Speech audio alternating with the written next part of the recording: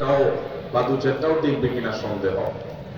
ভাইরা আমার, অনেক ভালো ভালো মানুষ আছে, দাড়িও লম্বা আছে, মাথার টুপিটাও মাশাআল্লাহ অনেক সুন্দর। বাংলায় প্রবাদী আছে, হাজী সাহেবের মুখ খারাপ। আছে না নাই? হাজী সাহেবের কি খারাপ? হাজী সাহেবের দাড়িটা খারাপ নাকি? টুপিটাও খারাপ না, জুব্বাটাও মাশাআল্লাহ মক্কা শরীফ থেকে আনছে, খারাপ না। শুধু খারাপ কোনটা? মুখটা খারাপ। এই মুখ খারাপ ওয়ালা মানুষ কি ভালো আচরণকারী না খারাপ আচরণকারী? খারাপ আচরণ মানুষকে সবচেয়ে বেশি জাহান্নামে নিয়ে যাবে।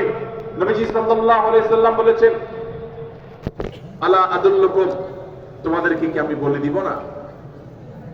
নবীজিকে জিজ্ঞাসা করা হয়েছিল, সুইলা রাসূলুল্লাহ সাল্লাল্লাহু আলাইহি সাল্লাম আন আকসারি মা ইউদখিলুন নাস আল জান্নাহ, সবচেয়ে বেশি মানুষকে জান্নাতে নেবে কোন জিনিসে? ভাইরা আমার, জানা আছে কারো?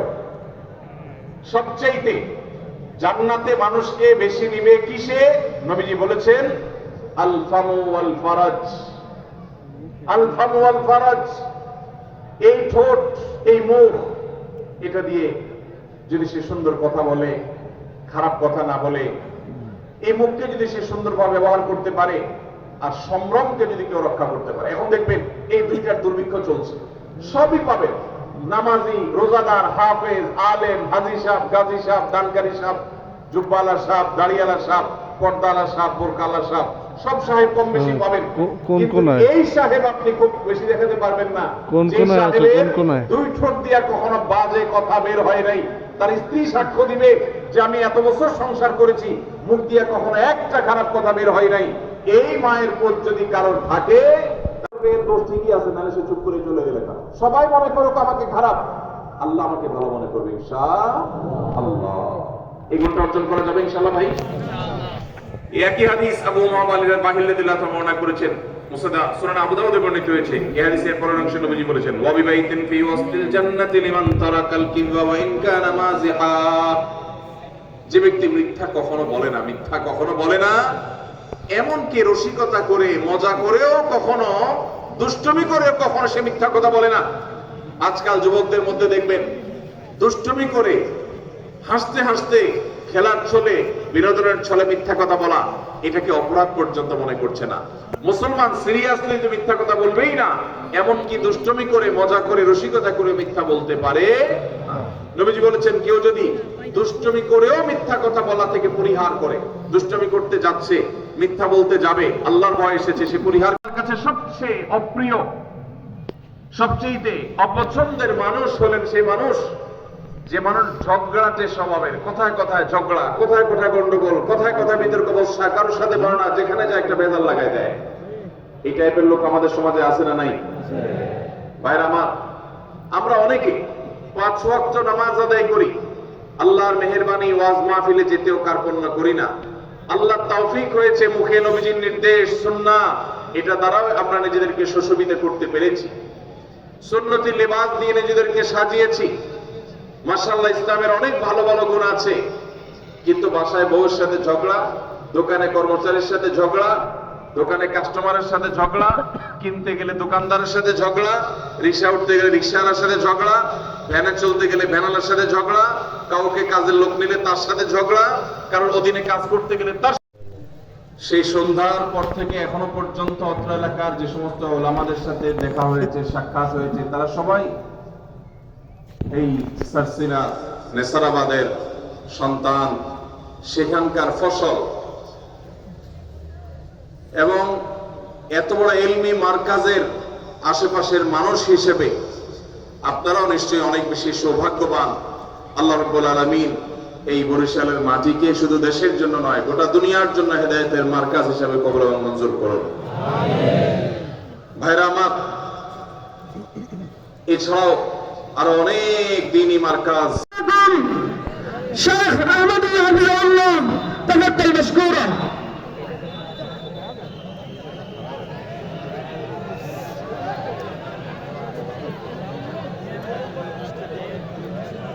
আসসালামু আলাইকুম ওয়া রাহমাতুল্লাহি ওয়া বারাকাতুহু।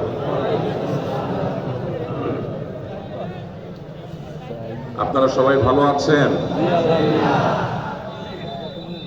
মেহেরবানি করে আমাদের সবাইকে একটু নীরবতা অবলম্বন করতে হবে। এই পাশে বাম পাশে যে বাঁশির আওয়াজ শোনা যাচ্ছে, বাঁশিওয়ালা ভাই একটু বাঁশির আওয়াজ বন্ধ করতে হবে।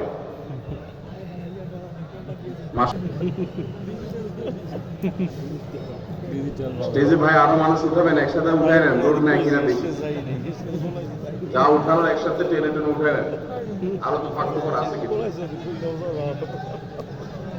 এ ভাই যুবক ছেলেরা, কি তোমাদের কাজ স্টেজে বলো? এই যুবক গোলাপান মুরব্বীরা আলেমোলামারা থাকবে, তোমাদের কাজ কি স্টেজে বলো? এই যুবক ছেলে পেলে তোমাদের কি কাজ স্টেজে বলো? এইখানে যারা মুরব্বী আছেন, আলেমোলামা আছেন, তারা বসেন, বাচ্চা ছেলে পেলে কেন স্টেজে বসতে হবে? একটা দোয়া হবে, হুজুর ফজরের নামাজের পর দোয়া করছে, আল্লাহ এতগুলা ফজরের নামাজের মুসল্লি নিয়ে তোমার শাহী দরবারে হাত তুলেছে, আল্লাহ মসজিদের সামনে একটা কুত্তা বসে, মেহেরবানি করে আল্লাহ মরা কুত্তাটা তুমি সরাও। বলে তোলে দোয়া শেষ। ওই দিন আবার ভীষণ রোদ উঠে কুত্তার পেট ফুলে শহরের আগতে আগতে কোনা একটু ফুটা হইয়া এমন গন্ধ বাড়াইছে। ওই সময় তো তাও নাক ধরা লাগে নাই, এখন ওই কুত্তা দেখে সবাই আস্তাগফিরুল্লাহ, নাক ধরে আস্তাগফিরুল্লাহ, কুত্তা খারাপ, কুত্তা গন্ধ, নাক ধরে ধরে লাফ দিয়ে দিয়ে মসজিদে গেছে। হুজুর চিন্তা করছে সকালে যে দোয়া হয়েছে ওই দোয়াই তো তবারক ছিল না, এই জন্য বোধহয় কাম হয় নাই। হুজুর ঘোষণা যদি দেয় আসরের সময় সবাই আসবেন কুত্তা সরানোর জন্য, বিরিয়ানি দিয়ে দোয়া হবে। আসর হতে হতে মসজিদে নামাজ ঢোকার জন্য পরিবেশ নষ্ট হয়ে যেতে পারে। এখন আপনি যদি বলেন কুত্তা খারাপ, খারাপ তো ঠিক আছে, গন্ধ নাকে লাগে, নাকও ধরছেন, আস্তাগফিরুল্লাহ বলছেন, কাজ হবে না।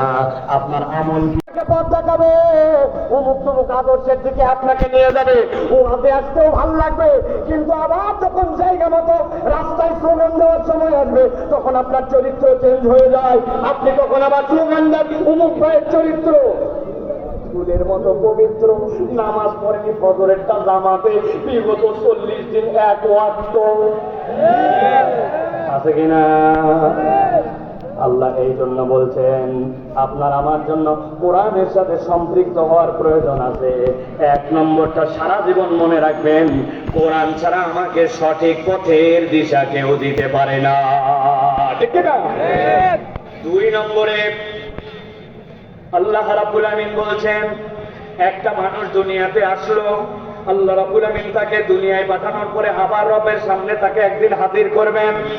আল্লাহ বলছেন